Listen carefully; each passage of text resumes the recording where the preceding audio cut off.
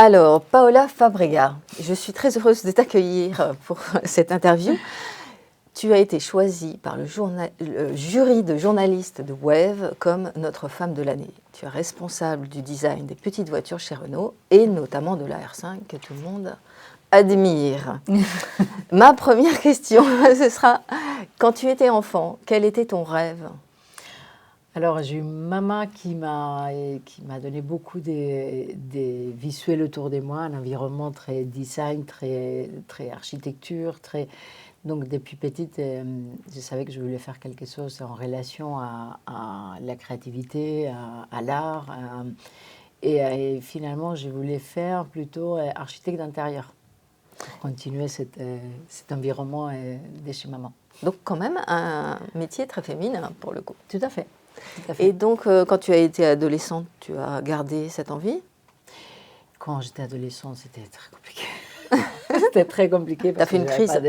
Oui, parce que je n'avais pas des objectifs. C'était assez bouleversant à l'époque. Et finalement, j'avais vraiment du mal à faire face à la partie académique. La partie sociale, ça allait très, très bien. Mais tu étais en Espagne ? C'était en Espagne, oui.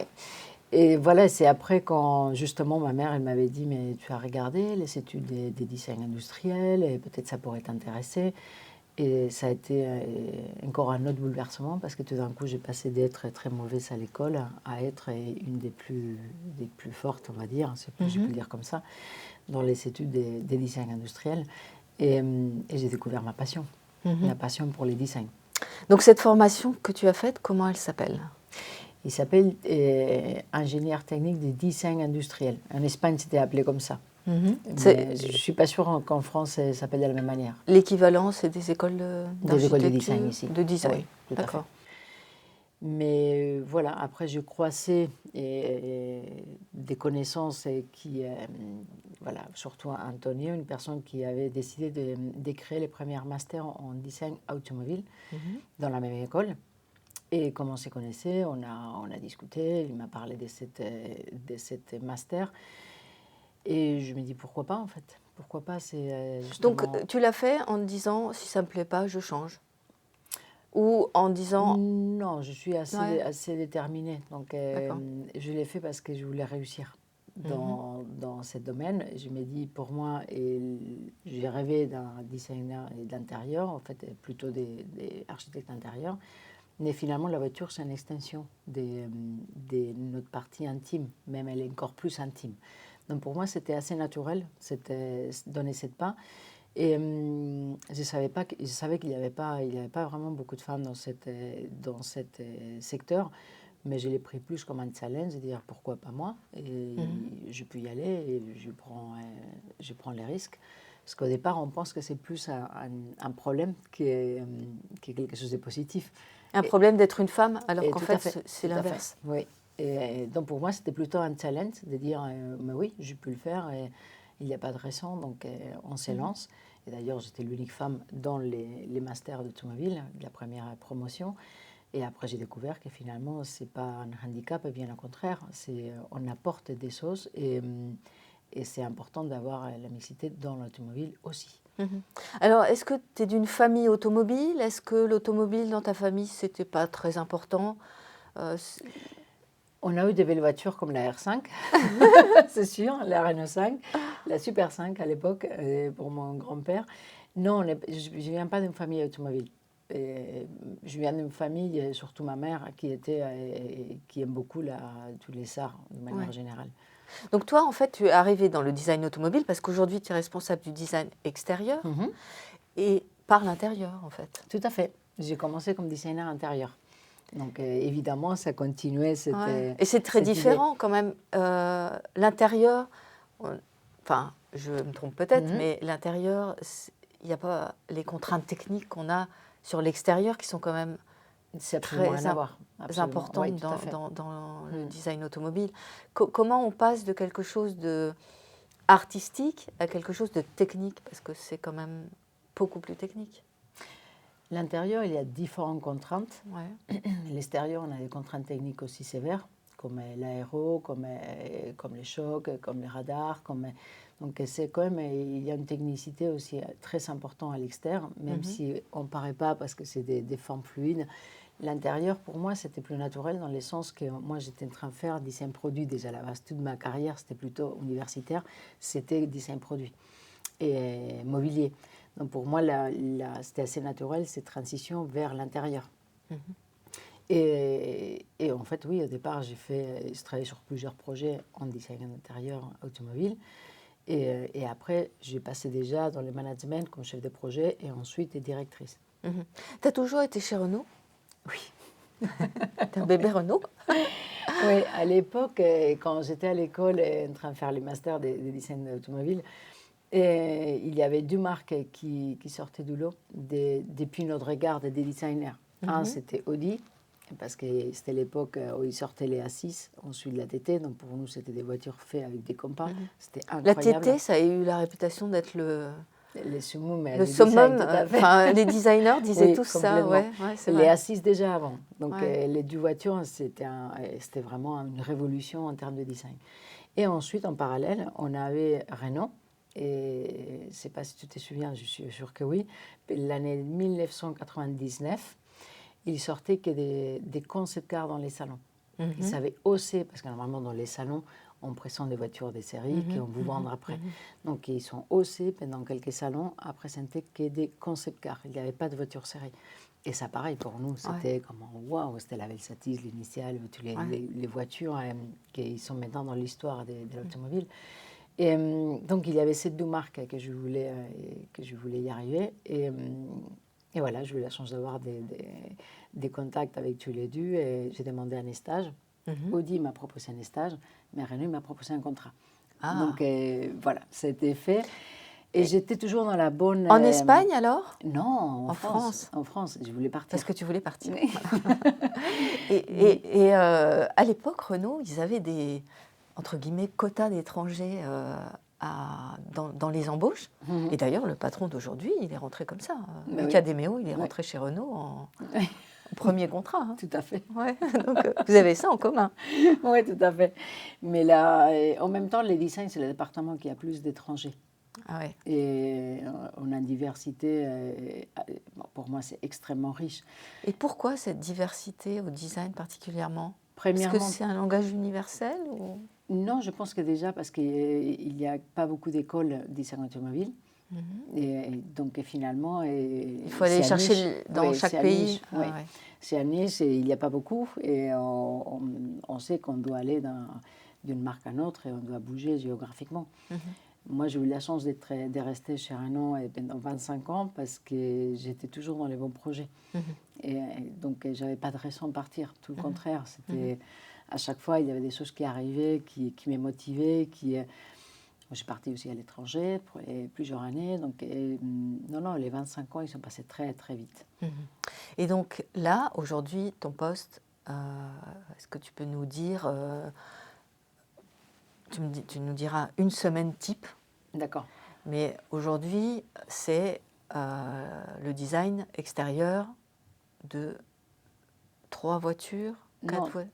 Intérieur, extérieur, couleur matière, UX, UI. En fait, on gère les projets absolument complets. En fait, la totalité du projet. Et ça, c'est le poste de responsable... directrice projet. Directrice projet. Design. D'accord.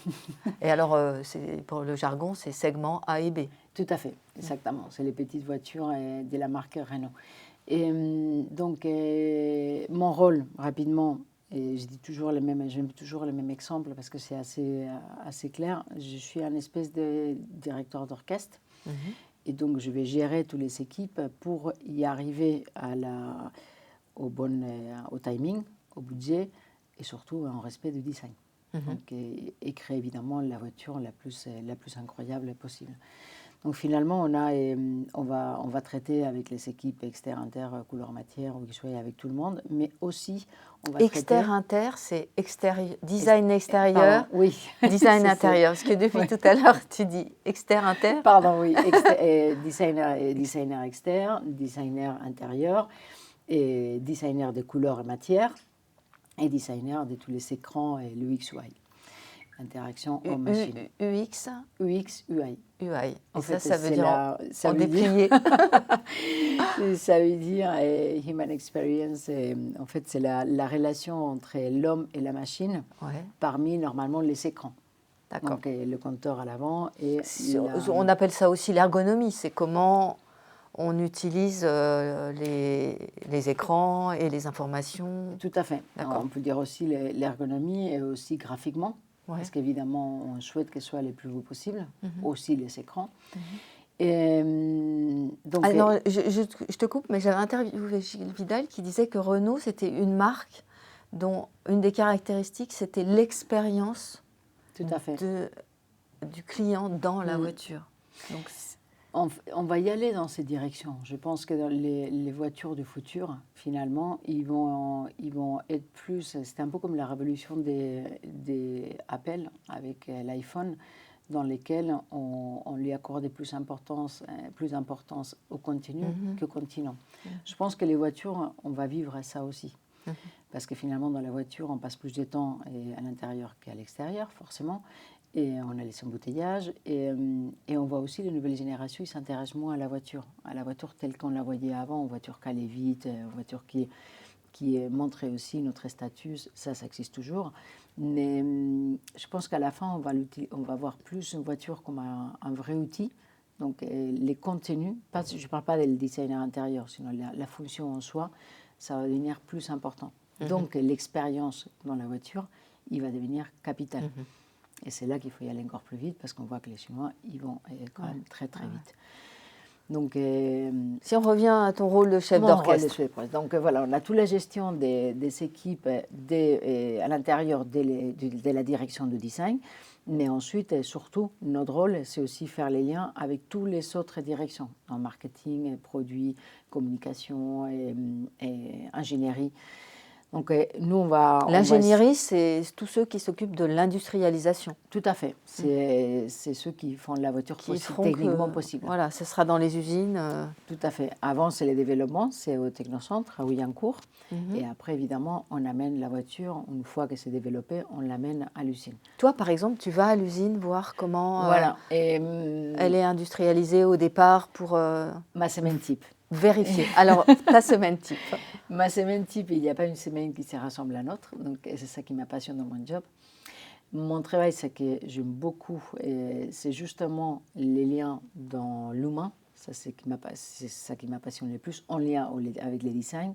Mais en plus, qu'il n'y a pas un jour qui se rassemble à l'autre. Je peux être demain avoir une réunion de niveau 1, c'est-à-dire avec Luca De Meo, et lui présenter un modèle ou une présentation ou un PowerPoint, et ensuite 10 minutes plus tard partir à l'usine et parler avec une personne dans la chaîne pour bien comprendre pourquoi il y a une planche de bord qui ne rentrait pas correctement dans la porte, par exemple.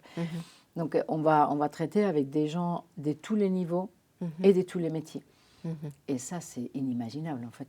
C'est la seule fonction, finalement, de l'entreprise qui parle à tout le monde, quoi. Le produit, c'est au milieu. Exactement. Et en plus, même quand j'étais designer, je voyais une partie du process, mais montrer mon poste aujourd'hui, c'est ça que je pense que c'est extrêmement riche. C'est on voit la voiture de A à Z, dès qu'on commence à discuter quelle stratégie on met en place et quelle voiture on va faire. On n'a même pas commencé les designs. Ensuite, voilà, dessiner et la développer. Et après aussi, comment on va la lancer, comment on va communiquer avec, quel problème il y a à l'usine. Donc, c'est extrêmement riche. Et on touche tous les domaines et à tous les niveaux. Donc, je ne peux pas rêver plus. Ouais. Et alors, pour avoir cette fonction de directeur de projet, il faut avoir un passé de designer ou bien on peut venir d'autres voies dans l'entreprise? On est 4 designers, 4 directeurs projet aujourd'hui, et il y a 2 qui sont designers et 2 qui ne le sont pas. Donc non, c'est pas nécessairement, il faut avoir une sensibilité, ça c'est sûr. Donc tous les autres, les 2 directeurs qui ne sont pas designers, ils sont en sensibilité et très développés avec les designs. Mais ce n'est pas forcément avoir des études de designer, pas du tout, parce que finalement, ce qu'on va faire, c'est gérer les projets. On n'est pas dans la création. On va aussi amener la création. mais ce n'est pas nous qui avons les crayons à la main. En revanche, c'est intéressant de comprendre les motivations des designers pour pouvoir les préserver, je dirais. Mais oui, mais les directeurs et projets, il n'y a personne qui vient de l'extérieur et soudainement. C'est des gens qui sont déjà au design depuis des années. Parce que quand on voit toutes les contraintes, on se demande comment on peut encore faire des belles voitures. Oui, parce que la sécurité... Des belles voitures, on peut faire, mais qui se différencient des autres, ça c'est plus compliqué. Est-ce que tu aurais un conseil aux jeunes générations qui voudraient travailler dans l'automobile? Et peut-être un sous-conseil pour les filles? Moi, je dirais qu'il faut suivre les plus importants des tout. Je pense qu'il faut se connaître et savoir qu'est-ce qu'on aime. Si on arrive, et c'est compliqué, c'est même à notre âge, et des fois on ne sait pas vraiment. Si on arrive à savoir qu'est-ce qu'on aime, après, on rentre dans un cercle vertueux et tout va bien parce qu'on n'a pas de problème de faire des choses qu'on aime. Donc on va travailler beaucoup pour y arriver, mais avec grand plaisir. Et donc ça va nous amener très très loin. Et quand je dis ça, il faut essayer de faire abstraction complètement de notre entourage. Proche et loin. Aujourd'hui, on a plein de messages dans tous les sens, avec TikTok, avec les jeunes, ça c'est tellement destructif, qui nous donnent déjà des codes sociaux qui vont d'une manière ou d'autre nous coincer. Et il faudrait surtout pouvoir se détacher de tous les messages autour de nous et se focaliser sur nous-mêmes et dire qu'est-ce que moi j'aime vraiment. Et ensuite, le reste, il n'y a pas d'obstacle.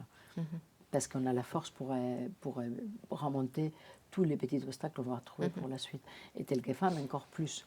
Aujourd'hui, malheureusement, je pense qu'on a, même depuis les berceaux, on est déjà éduqués avec tous ces messages autour de nous. Et même à l'école, malheureusement, on a des fois des conseils que je pense qui ne sont pas pertinents. Et non, il faut qu'on devienne libre et qu'on fait ça qu'on aime. Et si on aime les voitures, on aime les designs, il n'y a pas de barrière en fait. Si on les retrouve, on va les surmonter. Ça, c'est pas un problème. Et quand on aime le design, on peut faire du design automobile. Parce qu'il y a beaucoup de filles dans les écoles de design, d'architecture d'intérieur finalement. Mais oui, moi, je n'étais pas designer de voitures à la base. Et maintenant, j'adore les voitures. Et je suis une passionnée et un passionné du design. Et quand on est un passionné du design, on peut dessiner tout, absolument tout. Et les voitures, c'est un objet probablement des plus complexes, et ce n'est pas interdit à la femme, en fait, c'est tout le contraire. Et je pense qu'on apporte encore un autre regard, donc, et ça, c'est encore de la richesse. On parlait avant des différentes nationalités, mais femmes-hommes, c'est exactement la même chose. On n'a pas les mêmes regards, on a besoin de tout le monde dans les bateaux. Merci Paola. Merci beaucoup.